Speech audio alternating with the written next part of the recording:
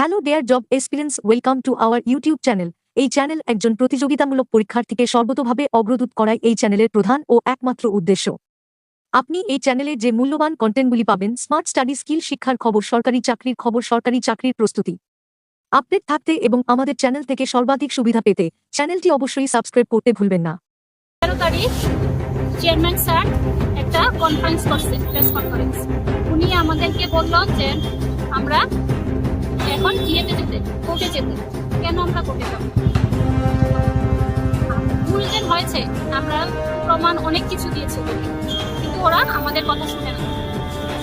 একটা পয়েম এসছে টেট 1 এর, পয়েমের মধ্যে ভুল আছে। আমি প্রথমটাই বলছি যে একটা বাচ্চা যখন স্কুলে ভর্তি হয়, নার্সারিতে ভর্তি হয়, নার্সারি থেকে একদম হাই লেভেল যতটুকু যেতে পারে, আমাদের স্কুলে এক্সাম হয়। এক্সামের মধ্যে প্রশ্ন নিতে, পরীক্ষা নিতে ভুল থাকে। এসে ওরা টিচাররা এসে বলে যে এই জায়গাতে ভুল হয়েছে, তোমরা ঠিক করে নাও। যে এই জায়গাতে ভুল হয়েছে, তোমরা কেটে এটা ঠিক করো। কিন্তু বিগত আমাদের টেট 1 পরীক্ষা যেন গেছে, ওরা একবারও পয়েমটাতে যে ভুল করেছে, একবারও ওরা বলেনি কিছু যে এটা ভুল হয়েছে, আবার আমাদেরকে কিছু জানায়নি। এরকম সেম টেট 2 এর একটা প্রশ্ন ক্রিয়াপদ আর ক্রিয়াপদ নিয়ে একটা স্যারের সেদিন এটা নিয়ে খুব একটু হেসেই বলছে।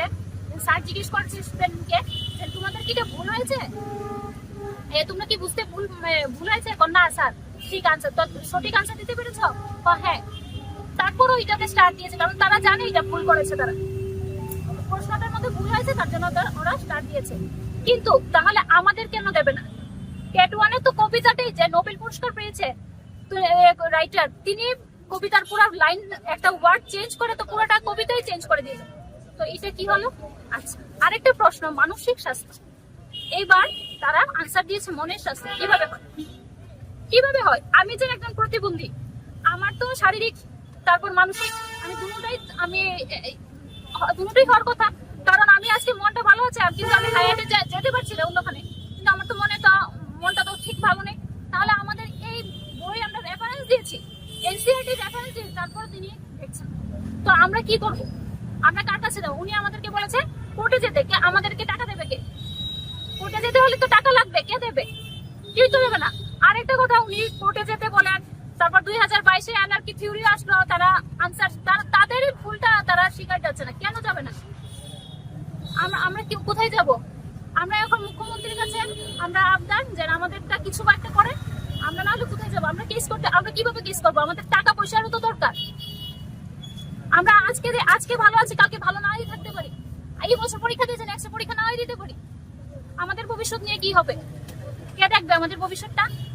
উনি তো আমাদেরকে এইভাবে এত ফল্ট করে আমাদেরকে বললো যে আমরা নাকি এরকম করেছি, 200 লোক নাকি টেট প্লেয়ার ছেলেরা ওনাকে সাপোর্ট করেছে। কারা সাপোর্ট করেছে? যারা 90 পেয়েছে, ওরা ভয় পাচ্ছে, ওরা নাম্বার কমে যাবে, ওরা ভয় পাচ্ছে।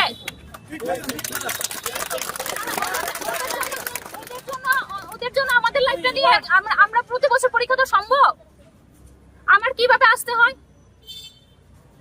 স্যারের তো উচিত ছিল আমাদের কথাটা একবার চিন্তা করার। আমি এতদিন আসিনি, কোনো আন্দোলনে আমি আসিনি, আমি জানি স্যার একটা ব্যবস্থা করবে, কিন্তু ওই দিনের কথা থেকে আমি আর স্যারের উপর কিভাবে ভরসা করবো? আর খালি কোর্ট দেখা। আরেকটা কথা, উনি যে কোর্ট দেখা, একটা আনসার কি দেওয়ার পরও যদি চেঞ্জ হতে পারে, ওরা বলছে প্রিন্টিং মিস্টেক করে 9 তারিখ রেজাল্ট দিয়েছে, আবার 10 তারিখ রাতে 11টার পর আরেকটা রেজাল্ট কিভাবে দিল? একটা স্টার কিভাবে দিল?